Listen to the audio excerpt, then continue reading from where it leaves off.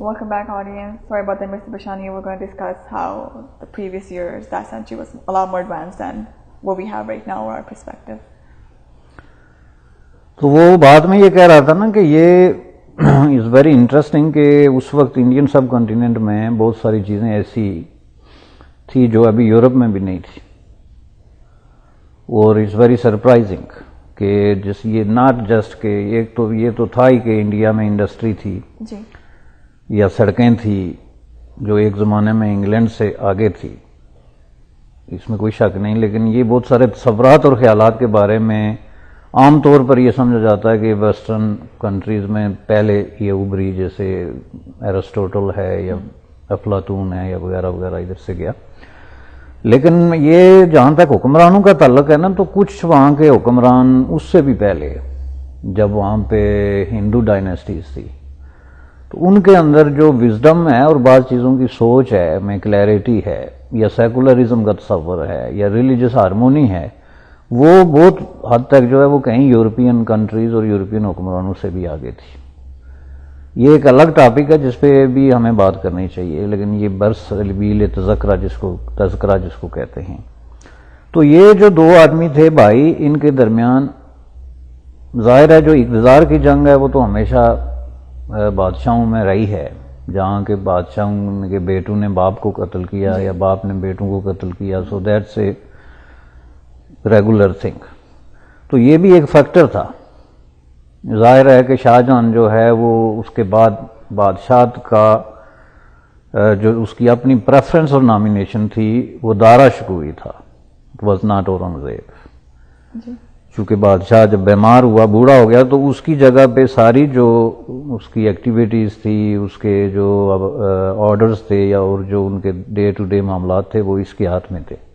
اور پھر یہ کہ اس نے ریپیٹڈلی اس چیز کو جو ہے وہ ایکسپریس بھی کیا کہ ہندوستان کا نیکسٹ بادشاہ جو ہے وہ دارا شکوہ ہوگا. Aurangzeb was out of question. اور یہ کوئی چھپی ہوئی بات نہیں ہے کہ شاہ جہاں جو ہے ہی didn't like that guy at all, and he express that openly on different places. اور یہ کوئی وہ نہیں تھا. تو یہ بھی ایک ریئیکشن ہو سکتا ہے کیونکہ ہی واز موسٹ فیوریٹ، اور ہی واز موسٹ جو ہے وہ ٹریڈیشن سے ہٹ کے، کہ ایک تو جو چیزیں ہوتی تھی اس وقت شہزادے جو ہیں وہ گھڑ سواری، تیر، تفنگ، توپ، یہ چیزیں سیکھنا ان کے لیے لازمی ہوتا تھا، یعنی مینڈیٹوری. لیکن اس کے بعد اس کا جو پرسنل شوق تھا یہ چیزیں سیکھنے کے بعد وہ تھا لکھنے پڑھنے کی طرف، اور وہ بہت زیادہ کتابوں میں اور انٹلیکچوئلزم، ریسرچ، ان چیزوں پہ اس کا جو ہے نا اسپریچولزم، فلسفہ. اور وہ اس حد تک کہ وہ باہر سے اس وقت جو ہے ایران اور ترکی تک سے جو ہے نا کتابیں منگوا کے پڑھتا تھا. پھر اس نے پرسنلی کہیں کتابیں لکھی which was unusual for a prince, اور ٹرانسلیٹ کی. مثلا اس نے جو مذہبی لٹریچر ہندوؤں کا، ہندوازم تھا، اس کو فارسی میں اس نے ٹرانسلیٹ کیا. اس طرح کی چیزیں تھیں. تو یہ ایک انٹلیکچوئل ورسز ایک جو ہے نا کروڑ قسم کا ایک فوجی اورنگزیب، ان کے درمیان جو جنگ آج بھی جاری ہے، ایک یا ایک اصول ورسز ایک بے اصول، یا طاقت پہ یقین رکھنے والے اور ایک ریزن پہ یقین رکھنے والے کے درمیان بھی ایک تضاد تھا. لیکن بہرحال جب اوپنلی ان کے درمیان لڑائی ہوئی، وہ ایک لمبی اور ان انٹرسٹنگ سٹوری ہے کہ کتنے مادوں پہ ان کے درمیان لڑائی ہوئی. وہ پر اس کو ایک دفعہ شکست ہوئی، بھاگنا پڑا، اور بھاگ کر وہ ایک ایسے شخص کے پاس گیا، ایک پٹھان تھا جو جیون کے پاس جا کے اس نے شیلٹر لیا، جس کو اس نے اپنے باپ شاہ جہاں سے کئی دفعہ بچایا تھا. کہ شاہ جہاں نے حکم دیا تھا اس کے خلاف کہ اس کو گھوڑوں کے نیچے روندو، تو اس کو دارا شکوہ نے جو ہے بچایا تھا اس موت سے. تو اس نے کہا کہ اس پہ تو میرے بڑے احسانات ہیں، تو میں شکست کھا کے آیا ہوں، تو یہ مجھے تو کچھ نہیں کرے گا. اس نے اس کو گرفتار کر کے تو اورنگزیب کے حوالے کیا. ظاہر ہے اس نے بارگیننگ کی، جس طرح افغانستان میں ہو رہا ہے، اسی کی ایکشن ریپ لے کے، ایک اس سے مل گیا، ایک اس سے مل گیا، اس کو مل کے اس کو مارا، اس کو مل کے. وہ ظاہر ہے اس نے اورنگزیب سے پیسے لیے یا اوبلائج کیا، جو بھی کیا اس نے اس کے حوالے کر. تو اورنگزیب نے اس کو ایک گندی ہاتھنی کے ساتھ ہاتھی کو گندا کر کے نا تالاب میں اور اس پہ مٹی مل کے تو اس پہ بٹھا کے اس کو دلی شہر میں گھمایا، اور پھر اس پہ الزام لگایا کہ یہ آدمی جو ہے یہ بڑا جو ہے وہ کافر ہے، ایتھسٹ ہے، جو بھی ان کے روایتی الزام ہوتے ہیں، اسلام پہ عمل نہیں کرتا، اسلام کو جو ہے وہ بدنام کر رہا ہے وغیرہ وغیرہ۔ یہ اس کا ایک بڑا دلچسپ جو ہے نا، اس پہ بہت ساری بکس ہیں، ٹرائلز آف داراشکو، جس پہ ڈرامہ بھی ہوئے ہیں، مختلف پلے لکھے ہیں لوگوں نے، اور از ویری انٹرسٹنگ ٹاپک کہ اس پہ ایلیگیشن کیا تھے اور ان کو کس طرح جو ہے ان ایلیگیشن کے تحت اس کو سزا دی گئی۔ اور میں سمجھتا ہوں کہ ہمیں اس پہ ون بائی ون جی یہ ڈسکس کرنا چاہیے، allegation by allegation, which obviously needs a lot of time, کہ ہم اس پہ ایک ایک جو ایلیگیشن ہے اس کا جائزہ لیں گے، اس کی بیک گراؤنڈ کیا تھی، اور اس کا اور ہمیں وہ کریں گے ڈیفینیٹلی جس پروگرام میں بھی ہم کر سکتے ہیں، کیونکہ that will bring the reality کہ اصل میں ایک آدمی کو یہ کیا اختیار ہوتا ہے کہ وہ دوسرے آدمی کے مذہب کو، اس کے عقیدے کو، اس کی سوچ کو، یا اس کی جو ڈائریکشنز ہیں ٹوورڈ اسپریچولیٹی، اس کو وہ اپنے انداز میں پرکھنے کی کوشش کرے اور پھر اس کے خلاف ایک ججمنٹ دے کے اس کو سزا دے۔ جی اور اس کیس میں تو یہ ہوا کہ ایک بھائی نے دوسرے بھائی کے خلاف یہ کیا، تو اس میں ہم جائیں گے بڑی ڈیٹیل میں، اس کے لیے ہمیں 2-3 پروگرام چاہیے ہوں گے، لیکن اس میں اب ہم جو ایک چھوٹا سا اس کا ایک سکیچ دے رہے ہیں کہ وہ ہوا کیا تھا۔ تو پھر اس نے جو ہے وہ اس کو ٹرائل پہ بٹھا دیا۔ اب یہ میں اس لیے کہتا ہوں کہ ہسٹری میں ہی از دا موسٹ امپارٹنٹ پرسن، اور اس کو بہت زیادہ اگنور کیا گیا کہ جس ٹرائل سے داراشکو گزرا وہ ٹرائل آج بھی بر صغیر میں جاری ہے، اور وہ ٹرائل ڈیفرنٹ ٹاؤنز میں، سٹیز میں، ولیجز میں، ایون کہ آپ کے جو کھیت ہیں، کھلیان ہیں، ان میں ہو رہا ہے ایوری سنگل ڈے، کہ ایک آدمی دوسرے کو ناپسند کرتا ہے، اس پہ ایک الزام لگا دیا جی کہ اس نے یہ کر دیا مذہب کے نام پہ، جیسے ہم پاکستان میں ہوتا ہے کہ ایک کرسچن آپ کو پسند نہیں، آپ نے اس پہ الزام لگا دیا جس نے قرآن کی بے حرمتی کی، عوام نے اس کا ٹرائل شروع کر دیا، کہیں قاضی بھی بیٹھ جاتے ہیں، کہیں پنچایتیں بھی بیٹھ جاتی ہیں اور اس کو مار دیا۔ تو وہ ٹرائلز اب تک جاری ہیں جو انٹالرنس کی وہ نشانی۔ تو پہلا ٹرائل اتنی ہائی پروفائل نہیں، اس سے پہلے بھی بہت لوگ اس سے گزرے ہیں، وہ بھی تاریخ کے مختلف حصے ہیں، لیکن یہ جو مغلیہ خاندان کے لوگوں میں it was very very important and for reaching thing, جو اس کے کانسیکوینسز تھے وہ تھے۔ تو انہوں نے کیا کیا کہ وہ وہاں پہ بٹھا کے ایک ڈرامہ جس کو آپ کینگرو ٹرائل کہتے ہیں بے نظیر بھٹو کے لفظ میں، الفاظ میں، کہ اس کو بٹھا کے اپنی پسند کے لوگوں کو، تو ان کو کہا جی کہ اس کو جسٹیفیکیشن دو تاکہ ہم اس کو ایلیمینیٹ کریں۔ تو اس میں قاضیوں نے بیٹھ کے ان سے جو سوال پوچھے اور جو اس نے جواب دیے، that is something as I said is very very interesting which opens everything up. تو اس پہ ہمیں تفصیلاً ڈسکس کرنا ہوگا، لیکن مختصر یہ تھا کہ انہوں نے ایسی چیزیں اٹھائی کہ مثلا وہ ایک انگوٹھی پہنتا تھا، ایک پتھر، جس پہ ایک طرف خدا کا نام لکھا ہوتا تھا، اللہ کا، اور دوسری طرف پروبا کا نام جو ہے وہ لکھا تھا۔ تو قاضی نے اس سے یہ پوچھا کہ یہ کیسے تمہاری انگوٹھی پہ، تو اس کا مطلب ہے تم خدا کو، مسلمانوں کے اللہ کو اور ہندوؤں کے خدا کو ایک ہی جگہ پہ رکھتے ہو؟ تو اس نے جواب یہ دیا کہ قاضی صاحب پوری دنیا کے مذاہب کے جو خدا ہیں وہ ایک ہی جگہ پہ ہیں، کیونکہ خدا جو ہے وہ بنیادی طور پر ایک ہی ہے، جی اور وہ مختلف جو ریلیجن ہیں انہوں نے ان کے اپنے اپنے نام دے رکھے ہیں، انہوں نے کسی کا کچھ ہے کسی کا کچھ۔ اب یہ کوئی ایسا سینٹنس نہیں ہے جس پہ کوئی قاضی کو فتویٰ دے سکے، کیونکہ یہ خدا کا بیسک کانسیپٹ ہے، جی لیکن اس کی جو سٹیٹمنٹ تھی اس کی ڈیپتھ میں اگر ہم جائیں تو اس وقت ایون کہ یہ ٹرمینالوجی جو ہے اس پہ یورپ میں بھی بحث نہیں ہو رہی تھی کہ اس طرح کا جو خدا کا تصور ہے کہ مختلف مذاہب کو یا تو آپ ایک ہی مانیں ان کا جو ہے وہ حیثیت، یا پھر مختلف مذاہب کی چیزوں کو آپ یہ کہیں کہ ہر مذہب میں کوئی نہ کوئی ریئلٹی ہے۔ جی تو بہرحال یہ ایک میں اس کی ایک مثال آپ کو دی۔ اب اس طرح کے بہت سارے کویشچنز تھے جو قاضی تھے انہوں نے اس کو کیے، اور وہ کویشچن کرنے کے بعد انہوں نے جو ہے وہ فیصلہ لکھا۔ اور فیصلہ لکھ کے جو ہے نا اس کو دیا اس کو اورنگزیب کو، اور وہ فیصلہ ظاہر ہے اس نے ڈکٹیٹ کیا ہوا تھا، جیسے ہمارے کورٹس میں آج کل پاکستان میں ہوا ہے کہ جج بالکل وہی ڈیسیجن کرتے ہیں جو ان کو کہا جاتا ہے پالیٹیشنز کے خلاف، جو پاورفل سینٹرز ہیں پاور کے، ان کے کہنے پہ، یا اگر وہ ان کو کہنے کی بھی اگر جو ہے وہ گوارا نہ کریں زحمت، تو ان کی مرضی جان کے ہمارے جج صاحبان پہلے جو ہے نا وہ جاسوسی کے ذریعے ان کی مرضی فائنڈ کرتے ہیں کہ وہ کس بات پہ خوش ہوں گے، تو پھر اسی طرح کا ڈیسیجن جو ہے دے ول رینڈر۔ تو یہ بالکل ایگزیکٹلی اگر اورنگزیب نے ان کو فورس نہ بھی کیا ہوتا قاضیوں کو، جی، تو قاضی یہ جانتے تھے کہ جناب اگر ہم اس کو سزا دیتے ہیں تو اورنگزیب ہم سے کتنا خوش ہوگا۔ Right, Mr. Bashani, we will take a quick break. Audience, please don't go anywhere. We'll be right back. Thank you.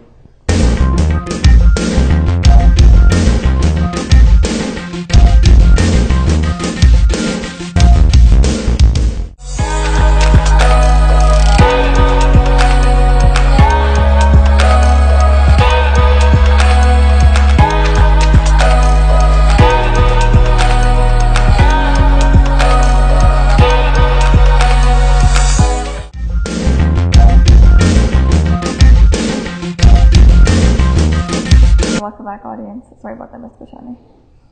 ہاں، تو میں بات یہ کہہ رہا تھا کہ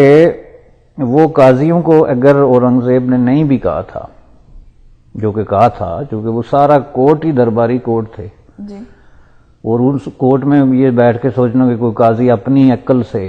کوئی ڈیسیجن کرے گا تو دیٹ واز امپاسبل، کیونکہ ظاہر ہے وہ شہنشاہوں کے زمانے تھے، اس میں اس طرح کا سسٹم تو اب بھی میں یہ کہہ رہا ہوں کہ ہمارے ہاں ابھی تک نہیں ڈیولپ ہو سکا۔ یعنی میں یہ 17ویں صدی کے پہلے نصف کی بات کر رہا ہوں، 18ویں صدی، 19ویں صدی، 20ویں صدی اور اب 21ویں صدی کے ہم پہلے نصف میں آ گئے ہیں۔ جی، تو آج اگر ہمارے ججوں کی یہ حالت ہے تو اس وقت کے قاضی کی کیا حالت ہوئی ہوگی بیچارے کی؟ تو اس لیے اس قاضی نے تو پہلے یہ منشا جاننی تھی نا کہ اورنگزیب جو ہے جی، اس کا کیا ڈیسیجن اس کو پسند آئے گا، تو ظاہر ہے اسی کے پسند، اسی کی ڈکٹیشن پہ اس نے وہ ڈیسیجن لکھا، اور اس آدمی نے اس پہ فوراً جو ہے وہ دستخط کر کے کہا کہ میں اس کی موت کے، اس کافر کو جو ہے وہ ایلیمینیٹ کرو، سزائے موت دو، اور اس کو یعنی اس آدمی کی کولڈ بلیڈڈ بروٹل جو ہے وہ ایٹیچیوڈ، اس سے یہ اندازہ ہوتا ہے کہ وہ کس قدر درندہ صفت آدمی تھا، جس کے نام پہ ہم عمارتیں بناتے ہیں یا یادگاریں بناتے ہیں یا سڑکیں تعمیر کرتے ہیں۔ تو اس نے کہا کہ اس کو ایلیمینیٹ کرو، تو انہوں نے اس کو ایلیمینیٹ کیا کس طریقے سے کہ اس کا سر کاٹا، اور پھر اس سر کو جو ہے وہ اورنگزیب کے سامنے دھو کے پیش کیا، خون ہٹا کے کہ دیکھو کہ یہی ہے، ایسا نہ ہو کہ کوئی غلط فہمی ہو کے، اور اورنگزیب نے اس کو ریکٹیفائی کیا کہ یہی ہے۔ اس کے بعد اپنی تلوار نکال کے اس کو مزید جو ہے اس کا چہرہ بگاڑا، یعنی جو آدمی لاش کی بے حرمتی کرتا ہے اور اسلام کے نام پہ، کیونکہ اس پہ بڑا چارج یہی ہے نا کہ یہ کافر ہو گیا جی، تو یہ یا خدا انسان کے خدا، ہمارے خدا کو اور ہندوؤں کے خدا کو ایک ماننے لگا، تو اس کے چہرہ بگاڑنے کی آپ کو جو ہے وہ لاشوں کی بے حرمتی، ہر جو محمد صلی اللہ علیہ وسلم نے پہلے دن سے جتنی جنگیں لڑی، جو کانفلکٹ ہوئے، ان میں پہلا ان کا یہ تھا کہ آپ کسی لاش کا چہرہ نہیں بگاڑ سکتے۔ لاش کی بے حرمتی بہت ہی ایک جو ہے نا ناپسندیدہ چیز، اور اس کے بعد یہی نہیں بلکہ اس نے یہ کہا کہ اس کو ایک تشتری جو ہے یعنی پلیٹ میں رکھا اور کپڑے سے ڈھانپا، اور اس طرح شو کیا جیسے یہ کھانے پینے کی کوئی چیز ہے، اور اس کے بعد اپنے ان لوگوں کو حکم دیا کہ اس کو آپ لے جائیں شاہ جہاں کے پاس، اور یہ میک شور کریں کہ جب شاہ جہاں جو ہے وہ ڈنر پہ بیٹھے گا اس وقت یہ اس کو پیش کریں میری طرف سے، تو لگے گا کہ یہ میں نے کوئی کھانا بھیجا ہے ڈنر ٹائم پہ اپنے باپ کے لیے اور شہنشاہ ہند کے لیے۔ تو وہ پھر جا کے جب انہوں نے کہا کہ جی یہ آپ کے بیٹے اورنگزیب نے آپ کے لیے بھیجا ہے، تو بادشاہ نے کہا کہ بڑی بات ہے اگر اس کو ابھی تک میری یاد رہی، تو اس نے جب کپڑا ہٹایا تو عیسیٰ اس طریقے سے جو ہے وہ مسخ کیا ہوا جو ہے نا سر، جی، وہ جناب کہتے ہیں کہ بے ہوش ہو گیا اور اس نے اپنی داڑھی نوچنی شروع کر دی، جس سے اس کے خون کے فوارے نکلے، اور لمبا اس کا ایک دردناک سٹوری ہے. لیکن اس سے آپ دیکھیں کہ جو آدمی اتنا ہارر قسم کا سین کریٹ کر سکتا ہے، جی، اور جو آدمی اپنے بوڑھے باپ کو اس طرح کے ایک دردناک پینفل قسم کی سچویشن میں ڈال سکتا ہے، اور جو آدمی اپنے بھائی کے ساتھ، اس کا اسلام کے ساتھ کیا تعلق ہے؟ اور اگر ہے تو وہ اسلام پھر وہ وحشی قسم کا جو ہے، وائلنٹ قسم کا قدیم قبائلی کو تصور ہے جس کو اس نے اسلام کا نام دے رکھا ہے. کیونکہ اسلام تو ایک مذہب ہے جو ہمدردی اور دوستی اور بھائی چارے کی بات کرتا ہے بظاہر. تو اس کا ایک ٹھیکیدار جو ہے وہ اپنے آپ کو اٹھ کے تو اس طریقے سے جو ہے وہ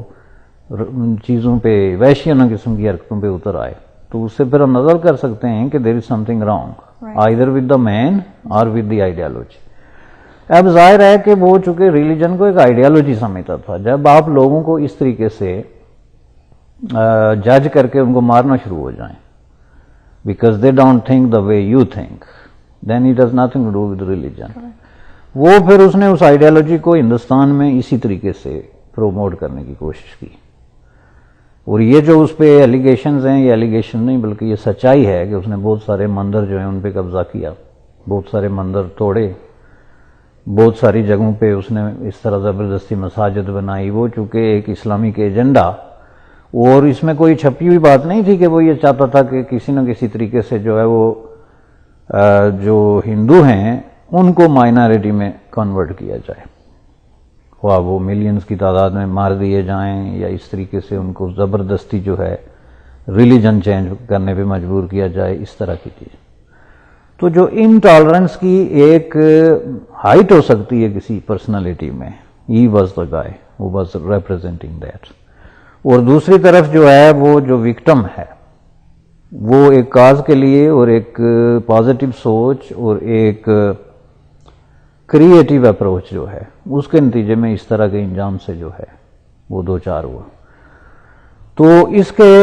سلسلے میں میں سمجھتا ہوں کہ یہ انڈین سب کنٹیننٹ کی ہسٹری میں، خواہ وہ انڈیا ہے، پاکستان ہے یا بنگلہ دیش ہے، اس میں آج وہ بہت زیادہ ریلیونٹ ہے. اور میں سمجھتا ہوں کہ اگر مغلیہ حکمرانوں میں کوئی لوگ ریلیونٹ ہیں نیگیٹیولی پازیٹیولی، تو اس میں اکبر کے بعد ہی واز دا مین. اور اس میں کسی طرح کے شک کی گنجائش نہیں کہ اس وقت اگر اس کا جو اپنا جسٹیفائیبل اسپیس تھی اس کی as a king, Shah Jahan کے بعد جو کہ بنتی تھی، ایک تو شاہ جہان کی وجہ سے، دوسرا اس کی اپنی ایبیلٹی اور تھنکنگ کی وجہ سے، تو اگر اس کو اورنگزیب کے بجائے اس کو موقع مل جاتا تو آج انڈین سب کنٹیننٹ جو ہے ایک ڈیفرنٹ پلیس ہوتی. اس میں یہ جتنا خون خرابہ ہوا، یہ وحشت ہوئی، یہ ظلم و تشدد ہوا، یہ نفرت کے جو بڑے بڑے دیواریں کھڑی ہوئی، ان میں سے کچھ بھی نہیں ہونا تھا. تو اس لیے میں سمجھتا ہوں کہ ہم اس پہ جو ہے وہ پروگرام کریں گے اس کے ٹرائلز پہ، جی، تاکہ لوگوں کو پتہ چلے کہ بحث کیا تھی. Perfect, thank you mister Bishani. Audience please. اپنی صورت نظر آتی ہے. ہم وہ چیز ڈسکس کرتے ہیں جو لوگ اپنے گھروں میں جس سے گزر رہے ہیں، جو لوگ سڑکوں پر، محلوں میں، گلی